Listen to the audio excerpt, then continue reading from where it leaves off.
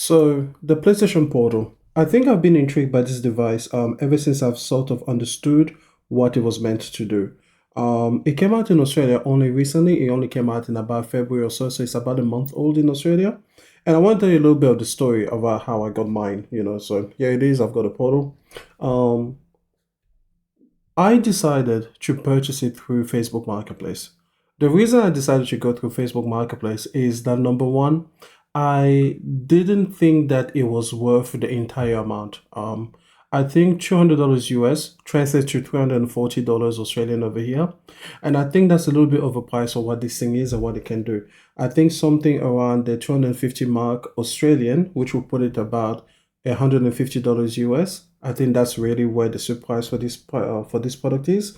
But it wasn't really about that. I think for me, what I was thinking was that this will be a misunderstood device. I think this is a device that a lot of people are going to get into, and then they're either not going to end up using it much, or they're just not going to understand what it's meant to do. So let me tell you how I got this right. So I go on Facebook Marketplace. I've been on Facebook Marketplace looking for this device for about a week now. I had a few requirements. Number one, it had to be new and kind of lightly used, which isn't too hard to do because it's only about a month since this has been on the scene in the first place. But number two, it really importantly needed to come with the warranty and the receipt because this device, as you can see here, it's the entire package. It's everything all together. If any part of it goes wrong, the entire thing needs to be sent back pretty much to Sony, right? And you can't do that if you don't have a receipt. So I've been looking for basically those two things to become true with the PlayStation Portal. Let me just turn down the brightness. Um, and so I've had to wait basically until I found a good deal. So it came, I think about 2 days ago. I messaged a guy in the morning. He's selling it for about $250, which is what I told you was my kind of like what I think it is worth to me anyway. And I'm like, yep, do you have the receipt? He does and everything. So I'm like, okay, great. And more fantastically, he actually lived fairly close to me. He was about 15 minutes away from me. So it just made a lot of sense. So I decided, okay, I'm going to be there in about half an hour. I get there and get this. As I get to the house, I pull further out because he happens to live on this busy street. So I decide I'm going to go park in the side street. I really do not like parking people's driveway because, anybody could want to come out, anybody could want to go in. And he was off a busy street anyway, so it wasn't going to be good to exit. So I pull out and I go to the sideway and I'm walking towards his place. And as he's doing so, I see another gentleman pull into his driveway. Okay, no respect.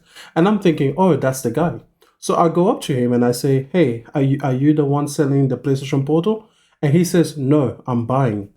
And as we're having the chat, it turns out that this guy had double played us. He had said yes to the both of us, and now it's this awkward situation.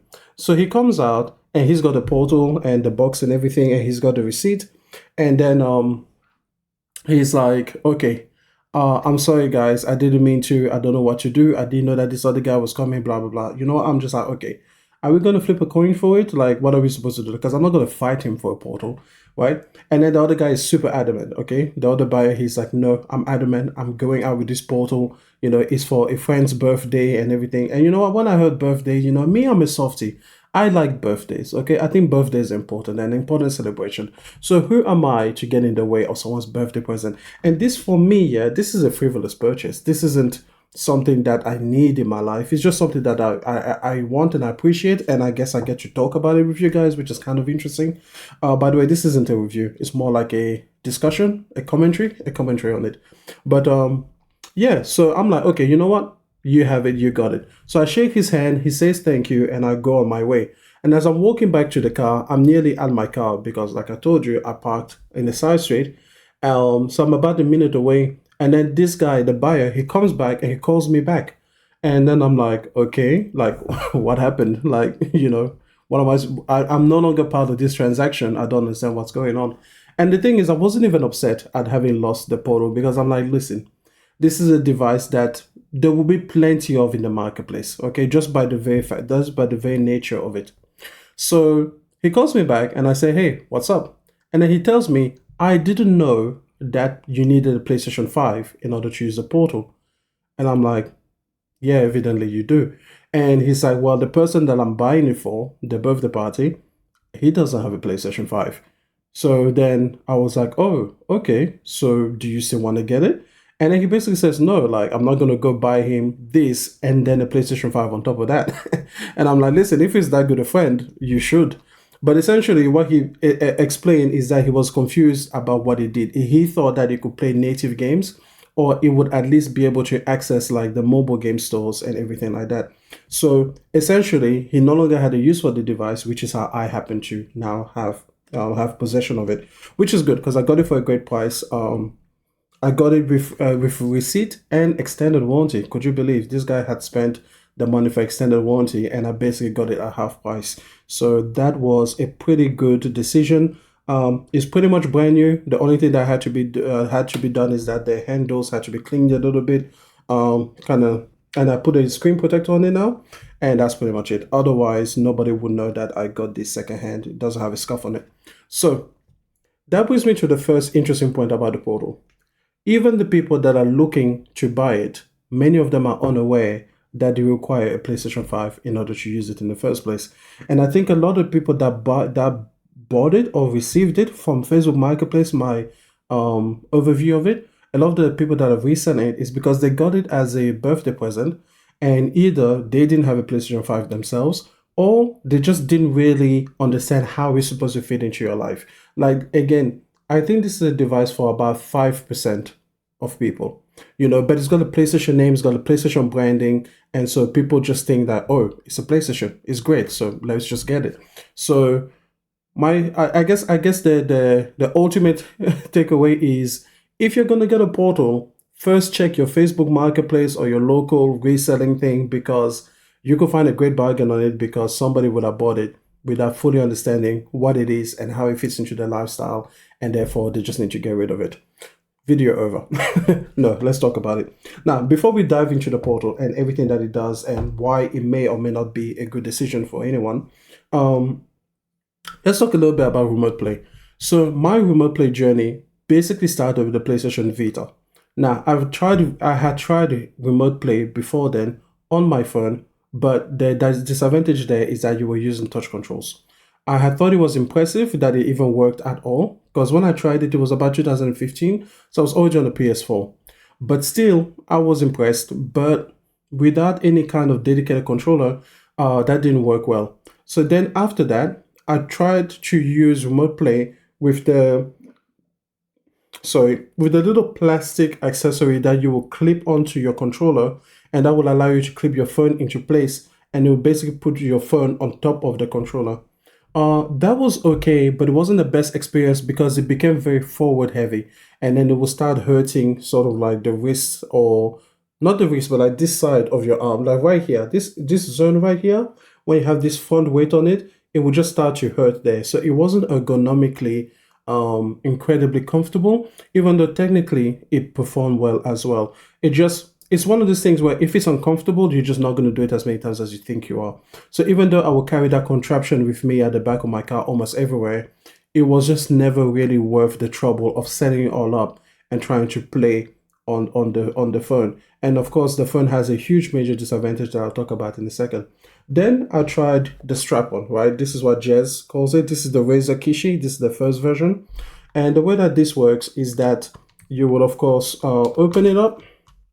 It's nice that it folds up to a compact degree, but you open it up, you fit your phone in here, and then that's basically the experience. And that was the best experience before the Vita. I'm actually skipping a step ahead because I tried the Vita first before I got to the strap-on. But since we're talking about phones, we're just going to go with it. So essentially, I have a case on my phone. So the first thing I need to do is I need to remove the case. And then this is the kind of setup. And it's pretty good. It's pretty comfortable, except it uses your phone. So before I got to the strap-on, I went to the Vita. And with the Vita, I got the PlayStation Vita not for remote play purposes, but because I just thought it was cool. I always missed out on the PlayStation handhelds, so I wanted to experience a Vita. So I marched my little, black ass to Facebook Marketplace, and I found a PlayStation Vita at a good price, and I got it, and I loved the Vita. Okay, I loved it for the perks that you could get natively on it, and I also loved it even more for remote play, because as I was playing with the Vita, I just kept thinking to myself, man, there are these indie type games that I want to play on my, on the go, but I don't have access to it because they are PlayStation 4 generation games and the Vita was already kind of another thing by then. So they never came out on the Vita. And then I thought, oh, let's use remote play. And how will that work? And it was fantastic. It was the best experience of remote play that I've had so far before the PlayStation Portal. And the reason for that was number one, it was a dedicated handheld, right? With good controls, okay? It missed out on the L2, R2 buttons, which was a pain and meant that I couldn't play certain games on it. But for very simplistic games, think about the Journeys, Grace, Sable, those kind of games kind of fit well to the PlayStation Vita because you're mostly using the analog sticks and a few of the face buttons. Typically you don't need to use all of the shoulder buttons. So I loved it. I love my Vita. I will use it all the time. And I spend more time with remote play on the Vita than I did actually on just like the native games that you could have through there. So I thought, great, fantastic. So my whole thing is this, yeah. The disadvantage with the strap-on is that your phone is basically your handheld device. It means that if there's a phone call, if there's a message, if there's anything else that you want to check out on your phone, it makes it so that it is extremely disadvantageous to do so. And using your phone when it is in this little contraption is extremely annoying. To actually just use it as a normal phone and try to text someone with it, controls get in the way, you accidentally press buttons that might take you out of an app. It's just not a good experience to use the phone while it is here. So you constantly have to unhook it from the device. Then you have to get out of the app, which will then stop the connection with the PlayStation. Then you will go into your other app, message whatever you want to message. Hopefully, you're not having a conversation with someone. But then you will come back, you put this in, and then you will restart the connection again, and it became the whole deal.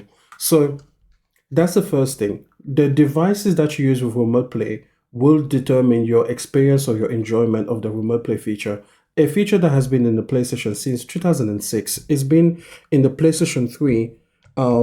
And then I'm pretty sure it has been a standard feature in every PlayStation since. As in, you did not have to wait for them to like reintroduce PlayStation remote play capability on any of the consoles. I'm pretty sure that it just came out of the gate capable of doing remote play since the PlayStation 3 pretty much introduced it.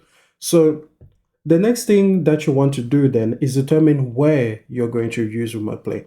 So for me, it's two places. Primarily, number one, at home. I would say when I was using remote play constantly, it will be okay. Let me do that. There's two spaces, and I kind of use that at two different stages of my life. Okay. So when I had the Vita, I was primarily using it at my partner's house. Okay. So I would go over to her house, I would connect to the Wi-Fi, and then that's how we use the Vita. And it was great and was excellent for that. And that is an excellent use case for it, right? The second place that I will primarily use it, I think now that I'm single, is actually just in my bedroom. If there is a game that I want to finish just before going to bed, and I just want the comfort of being in my bed because in many ways, my bed is more comfortable than the couch, especially when it's getting to that moment where you're a little bit tired there. So it's nice to be able to have a remote play setup of some kind. So that's where you will use remote play, right? Then the next thing is what kind of titles do you want to use remote play with? So with me, ever since I got the PlayStation Vita, the reason, by the way, I'm not showing you the Vita is that I lost it. It was stolen from me along with a few other valuables of mine.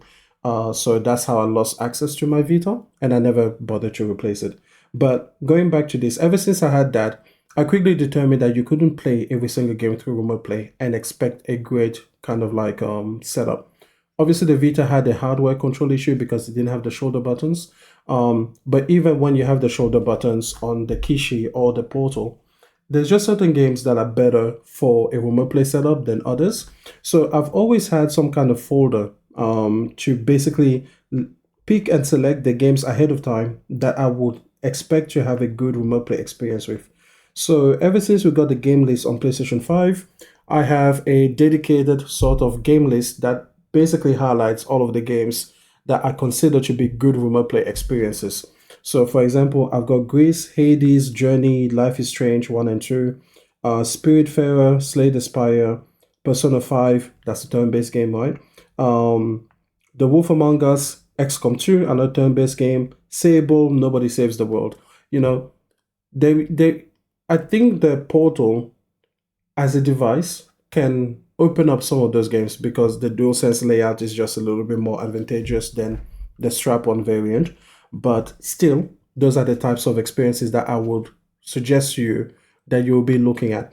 If you are into playing Tekken, I did play Tekken on the PlayStation Remote Play, but I will only play it against a computer or as just a way to get your practice in. So if you are doing the practice mode, fantastic, great, right? Because you don't truly care that much if you're just working on your combos. But if you were getting the timing down and perfecting a particular routine, then I would say, yeah, you probably want to play natively. And again, this is just one person that is like, I am way less than a casual when it comes to Tekken and fighting games. I don't like fighting games. I mean, I like them, but I'm not good at them. I will watch like an Evo or people like fight, but I don't even understand what's happening. I just like, I guess I just like the commentators and the excitement. You know, it's cool to see competition. But in any case, if you happen to require those millisecond split time differences, I imagine also a Call of Duty single player campaign, you could probably do it fine on a Portal. But if you are actually looking for an online game, I will probably kind of give a word of caution towards that, especially if you're going to do rank. So if you're just doing a casual play, then I'm sure you can, you know, kind of take a loss here and there, it's whatever. But it's a pretty good experience. But I will say this, all of that is to say, the remote play component is the most important component of the Portal. If you guys understand the remote play component, then you can more easily decide if the Portal is right for you. I don't want you to go out there and spend money that you don't need to. You know, you could be supporting games. For the price of a Portal at $200, you could buy 7 to 10 indie games, you know, and that will go way more into giving you satisfaction and gameplay experience and, you know, just supporting the industry than buying a single Portal that you're not going to end up using and it's going to become either a paperweight or something that you trade later on Facebook Marketplace and you give a person like me a really good deal. So that is the thing. Another thing, the last thing that I want to say is that for me, remote play always represents a secondary experience. That is something that is secondary to my TV and native setup. What I mean by this is I will never play a Spider-Man for the first time on the Portal or through any remote play accessory. I'll never play God of War for the first time. You know, I want a big TV. I want a big surround sound system. It's a device that I will use in a AAA game more as a pickup thing. You know, do this little BS side quest that they have you doing. Go chase the collectibles in Assassin's Creed 2. You know, go find those feathers and everything. Just do this little kind of like almost like cleaning house, kind of the chores of gaming. Go and do those, and you can do those in any game through a remote play device. But if you're going to be doing the main story with the big boss battle and everything, like I'm not going to play the Horizon Forbidden West big boss battle in the Burning Shores DLC through the remote play device. Like I'm just not going to do that. There's just way more that I could get from the sound system, from the TV experience, from the big screen, the big action that I wouldn't want to miss out on. So that's kind of remote play and where I put remote play. It is a secondary to the native device for me anyway. And all of that is to say this. I don't really like the remote play experience of this device here, of the Kishi. I talked about it, the mobile phone being the centerpiece is just something that stops you from using it as much as you think you would. So the other thing that I wanted to say is besides, you know, this thing, the good thing about it is that the PlayStation Portal has no additional hardware that makes it technically superior to a phone and a Kishi device or whatever. So if you want to check out whether your network, your home internet, or your internet at your grandma's place is going to communicate well with your TV back home, whatever it is, yeah, go and just use your phone. You don't even need the Kishi because you're just doing it for the technical test, right? But it will help if you have like a good input command layout so you can check out more games. But yeah, getting something like this, or if you have something like this, or if you don't, just go on the PC or a laptop and use remote play to connect to your PC or to your tablet and then use a DualSense controller. You already have the whole thing that you need. So you can test out remote play yourself way before ever considering the purchase of a portal, right? It's just if you have one of these devices, you can take it to your bedroom and then you can find out like, am I actually going to use this to play games every night? Because if you're not going to use it to play games most nights or at all, then again, I would say, well, why are you really going to use the portal? And even if it is cool that it works technically, if you're not going to use it at the end of the day, then you're not going to use it. And something like a Kishi will simply give you the answer before you have to make any purchase for a dedicated remote player, which is what the PlayStation Portal is. So all of that is to say this. Test it before you buy it. Test it with the devices that you already have in your home. It works across pretty much most screens that you would think of. It works across PC, it works across mobile, it works across the tablets and everything. So there's no reason that you should be going into buying a PlayStation Portal without knowing beforehand whether or not it will actually work well with the Wi-Fi setup that you have at home. Interestingly for me, I always recommend to people that they connect to the 5G network if you have one of those dual bands or tri-band routers, which I have one. But for me, in my particular setup, it actually ended up working better on the 2.4G band because my bedroom is a little bit far from my router, and the 2.4 gigahertz signal just happened to give me a stronger connection, and it was enough because I have nobody else and I have very few devices using that particular channel. So that gave me a better experience than the 5 gigahertz setup. So that's it. And all of those things you can test on your mobile phone. Now, let's talk about the PlayStation Portal itself. Now that we talked about what you would use Remote Play for, let's talk about the device. What does it do? And the very first thing that it does is that it looks stupid. There's no way this doesn't look dumb. This is a dumb looking device. It looks dumb. It just does. And I compare this to like the microwave of devices. Microwaves don't look good. I don't think this device looks good. I think it looks as good as it could possibly look, but that isn't necessarily a good looking device. It's a DualSense split in half with a screen in the middle. That is never going to look like the most sophisticated, minimally slick, cutting edge kind of thing. No, it's not there for that. And you're going to have to just get used to this design and accept it. The other thing is that the design is awkward, okay? In hand, it feels great. When it is doing the job that it is meant to do, there's very few things that you could imagine that would do that job better. In fact, this is the best remote player that has ever been created for the PlayStation ecosystem. So that's it. Like, this is the best that it's been. And the fact that this is the DualSense in here, it has a full haptic touch and the adaptive triggers. It has the mute button, it has the microphone built in, it has every feature of the DualSense, including the touchpad, because you just need to like tap here and you get these touchpad moments here. So that is that's exactly what it is. It is the full DualSense experience plus a screen added, and you miss out on none of the DualSense. That it is great at when you're holding like this and when you are using it for its intended purpose. But what I mean by awkward is it's hard to carry this. Like, look at the shape of it. You can't just put this into a bag because then you might be afraid that certain things might touch the screen. You might be afraid that these knobs over here, these joysticks might be permanently fixed in one position and therefore create some kind of stick drift later on. You might be annoyed that certain things might touch the face buttons. So you pretty much need a case for it that is pretty much dedicated to be able to account for all of these little odd shapes and curves and everything like that. It's awkward. Another thing is that it is awkward to not use. Like, when it's not in use, it's a big device, it's a big boy, and it doesn't really sit well anyway. Like, you put it by your nightstand and it looks way too gamey. Like, I put it in my bed nightstand and it's like it takes up a lot of room. Like, it's just, you don't want it on the top of your bed. If it falls, it's got a little bit of weight to it, 529 grams. Give it a little bit of gravity and that will hurt if it falls on your head. It doesn't look aesthetically pleasing, so it's definitely one of those things that you want to draw for. And right now, embarrassingly, my nightstands do not have drawers. I will work on that situation, but basically it needs to be put away. You're not going to leave it there and be like, oh, that is such a slick looking accessory. Like, what's a nice techie piece of accessory?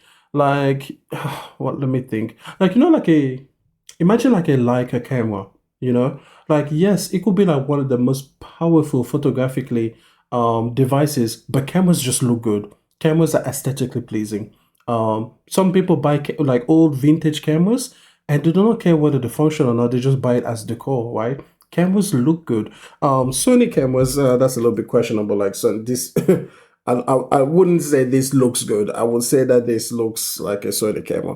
But there are many cameras out there that actually look really good. You know, Fuji cameras, Leica cameras, even some of the Olympus cameras look really great. So those you would just have on the shelf. You would just put them out. You're like, yeah, I'm cool, I'm hip, I've got a camera. Like it's cool. It's almost retro now to have a camera that is not a mobile phone. So compared to that, this looks like an appliance. You know, it looks like a fridge, it looks like a microwave, and you have to get used to that. You just and it's so loud, you know, because it's got the dual sense scheme and everything, the black and the white thing. I think if it was all black, it would kind of fade more into the background. But unfortunately, there's no hope for this. There's no way for you to actually undo this and, you know, go ahead and, you know, make it less stand out. I guess you could find a skin for it if somebody makes it, but it's a big phablet. That's what it is. It's a whole thing. It looks awkward. But thanks to that, it works phenomenally. So it's one of those things. Like I said, it's a microwave. Everybody likes a microwave and everybody hates the look of a microwave. It is what it is. The second thing is the screen. Let's talk about the screen.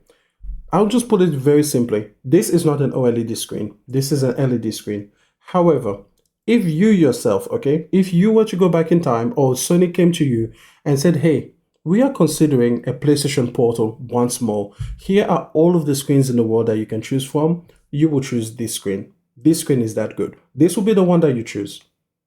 This is the screen. This screen is phenomenal. It's not OLED, but it is the best non-OLED screen that I've seen in a long time. So yeah, it's great. Are you gonna get the True Blacks? No, but you're not looking for this to usurp your big screen experience. So for a handheld, for this, fantastic. I like the size of it makes it so much more compelling than the phone. And this is a big phone, right? This is one of those like 6.7, just shy of 7-inch phones, you know, because this is the Galaxy Note 10 something, Note 10 Plus, I think.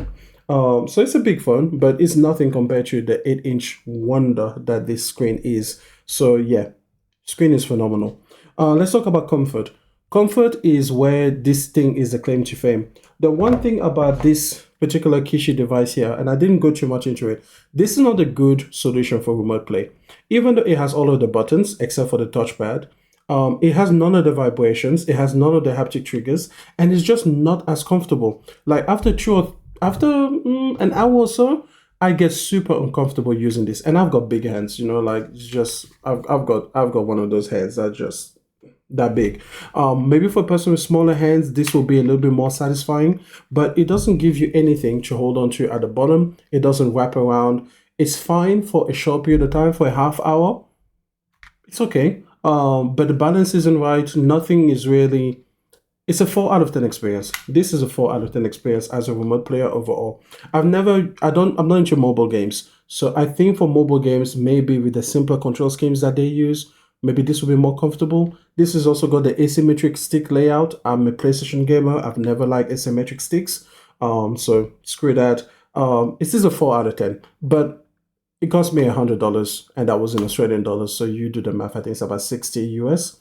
So it's fine for what it is, but it's a 4 out of 10. This, by comparison, as a remote player, this is a 10 out of 10 for remote play.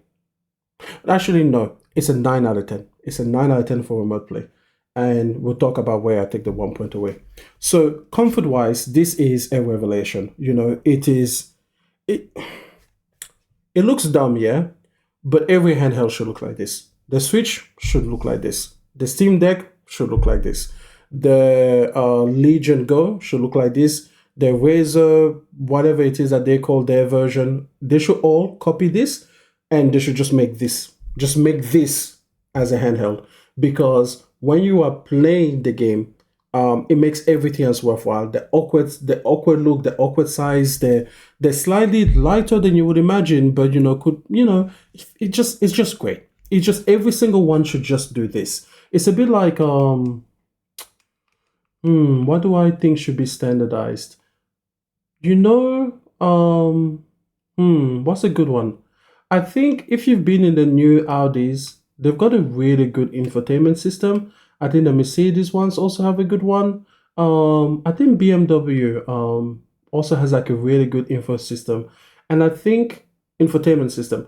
And I think that sometimes I get into those cars and I'm like, oh, why doesn't everybody just do this? Like it's just like they get it. They get exactly where everything should be. I think BMW especially. I think they had actually they've kind of effed it up now. But there was the time where I think they had BMW. I think it was like the six or number seven, and it was perfect. It had the touchscreen. It had a knob that you could use if you didn't want to use the touchscreen, and it was just easy. It was accessible. It was pretty intuitive, and it had the right amount of hard buttons without being overwhelming, and that was pretty damn good.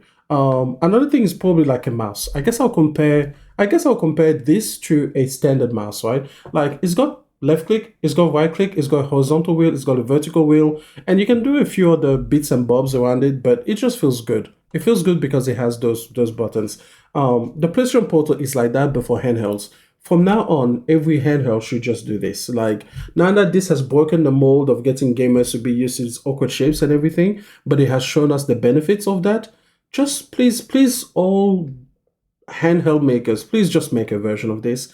I hate the Switch, and I hate the Switch because of its ergonomics first and foremost. I mean, I hate the hardware and I hate the performance, but if it was as comfortable as this, I wouldn't hate it as much as I do. So this is not the perfect version of this, but this is kind of like this is the way. Let's just all move in this direction. So comfort wise, you can see it's an 11 out of 10 for me. Now the part where I take out major props is the audio. I think that the audio solution on this is pretty much garbage. These speakers at the top, they're just these two little slits there. I'm not going to try to show you this here. You can go find another video that shows it to you. These two little slits at the top is where the speakers are. And there's no other speakers, even though it has like this huge bum over here that they could put speakers on to put like some woofers or something. Nothing. It's just this. Garbage. They sound awful. They sound no worse than your average mobile phone that is not an iPhone. I think iPhones sound way better than other phones, and they sound way better than they should when you consider the price and the competition. But yeah, this is definitely not that. This is not some Apple magic when it comes to audio. It's pretty garbage. Just play something from your phone if you don't have an iPhone. Just yeah, play anything from your Android phone. And I say this as an Android phone user. Play anything from your Android phone, and that's pretty much it. Just that's a teeny garbage sound that you're getting. I'm an audio guy, so I guess sound matters to me maybe more than those other people. But speakers on it, trash. I would never use them. I would rather play the whole thing on mute than use this terrible sounding interface. Then you have the miss of not having Bluetooth on it. Now, the only reason I can think of why you may not want to have Bluetooth on this device is that when I use remote play with my phone, there were times when I would get lag. It would be maybe 10% of the time, and it was typically fixed at, I would say 90% of the time it was fixed by simply turning off Bluetooth, and that will fix things. So, did Sony engineers decide to forego Bluetooth in order to guarantee a better performance on the device because many people may not understand that or may not want to deal with that? Maybe. I don't know. At the end of the day, I don't like what they have as a solution. So, there are three ways to get no, there are two ways to get audios out of this device, and there should be a third way. The first way is to use a 3.5 millimeter jack, which is that hole there. You go old fashioned, you get some wired headphones, or you wire up your wireless headphones if you have the input jack, and you get sound that way. And that's the best way to get sound out of this. It's fine, but it leaves you tethered to the device. For the most part, it's not an issue, but for some people, actually no, for everybody, having a wireless solution will be better. So then they gave you a wireless solution and they gave you the PlayStation Link. Here's the thing I don't like about the PlayStation Link.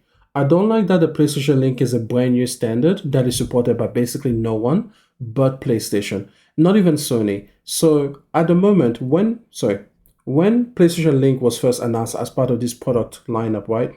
I said on Porterworks podcast that from now on, I want every single Sony device to support PlayStation Link. Every single headphone that they make. not just the PlayStation branded ones or the gaming branded ones. Every single TV that they make, every single soundbar that they make, everything should just work with Link. And so I thought you shouldn't call it PlayStation Link because you're tying it down too much to the gaming hardware. You should just call it something like Sony Link or Audio Link or some kind of generic name. And then you should expand this program and you should open up the standard so that everybody else can get on it. Get the JBL on it, the Signers on it, the Bang& Olufsen on it, you know, the Bowers and Wilkins on it, the Apple headphones on it. Be able make it so that it's so free and so ubiquitous that it becomes a little bit like AirPlay, right? Like AirPlay, yes, it is tied to Apple devices, but pretty much every third party has a version of AirPlay support.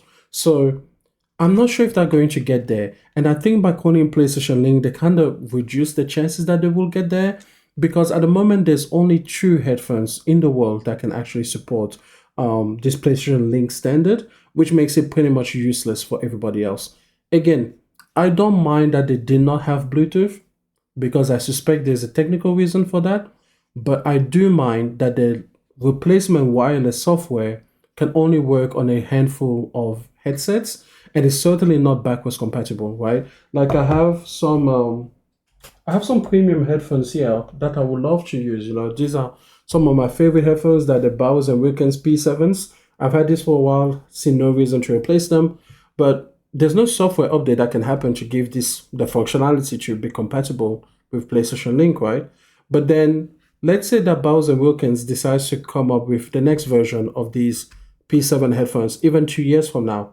Are they then going to support the Link software? You know, like if I wait 2 or 3 years, will I have 100 options to choose from? I suspect that I will not. So I don't like Link for that. I don't think that it's a bad product in and of itself. I'm sure that it works great. I'm sure that it has advantages that Bluetooth doesn't have. But when you're tying it to just the PlayStation ecosystem, and so far, none of your Sony headphones that have come out since have supported Link, except for those two. I don't like that. So I think it's pretty useless. And for me, I will never press this button. Like it will never do anything for me. Now the third option that it should have had is USB-C support. So right now, this device does not support USB-C headphones. And what I mean by that is that if you have some gaming headphones that come out with a USB-C dongle that you could plug in here and then get audio that way, that will be able to give you I guess, the best compromise because you're not using Bluetooth, but you're also not being wired in. And I have a dongle for such a headphone that I got recently, and it will fit within this thing and it wouldn't stand out or anything like that. I will forget about it if I left it in there, but it just doesn't support it. It doesn't support audio through the USB-C port. So that's a huge disappointment because that should have been part of the product specifications. So yeah, the audio side is the reason I'm taking 1 point away from the Portal. I like the fact that it has wired support. I prefer wired audio to be available as an option, but it should have had way more flexibility when it came to wireless standards. Again, not having Bluetooth, I could understand it. I wish they would tell us why, but I can understand it. I suspect that my reason is correct, but they should have done better. Okay, now we're going to talk about, the technical performance of this. I talked about this earlier. There is no secret sauce. In terms of like any piece of hardware or software encoder slash decoder built into this that will give you a better native experience as a remote player, talking to your PlayStation from the Portal compared to your PC or your phone or your tablet, nothing exists. There's no secret sauce. Whatever performance you're getting on those other devices, expect a similar performance on this thing. It is purely just the best incarnation of a remote player, but it doesn't make things better. What I mean by this is simply this. If your home network doesn't work well with remote play on your phone, do not expect the Portal to make that better. If it works well with remote play on your phone, do not expect the Portal to make that worse. It is good, but it is just as good as any other solution. So that is pretty much that. And those are my thoughts on the Portal. Recommendation time. Would I say that it is worth it? Absolutely yes, if you happen to be a person for whom remote play makes sense. If remote play makes sense to you, if you understand the ins and outs of it, if you have tested it with your devices that are already available to you, yes, this will be the best version and you will not regret it for a single second, even at full price. It is not an overpriced device. It's just that for me, considering the fact that I'm single now, so I no longer have the excuse slash the worry, at least for the next foreseeable future, of going to my girlfriend's house and playing PlayStation there, or whatever. Then this is only a home device for me. That's why it was only worth about $150 to me. Okay, that's why I took away the $50. But if you are a person for whom that makes sense, maybe you travel a lot for work, you go to hotels, or maybe you happen to be like in disability care and you spend a lot of time doing overnight shifts at a person's place, or maybe you have a partner and you visit their house quite often, right? You're not living together and you would like to still have access to your PlayStation through the internet. Fantastic, fantastic device, and definitely worth it. The whole price there for you. So yeah, those are my thoughts. The Portal is a great device. I'm really happy that I have it. I hope that one day I will, find a partner yet again that wants to put up with me and have an excuse to be able to go over to their house and, you know, play games while sitting in bed with her. That would be fantastic. So in the meantime, you guys have fun. I wanted to create another video, or actually I wanted to create a much longer video covering a broader set of topics. But what I found out is that it just came out to be like an hour or more, and I just thought, you know what, let me break it up. So hopefully in the next day or two, I will create the follow-up video that it will not be on the portal, but it will be just on sort of like the state of gaming at the moment. And hopefully you can look out for that. So, I guess I'm becoming like a content creator or whatever it is that we call ourselves here. All right. Y'all have a good time.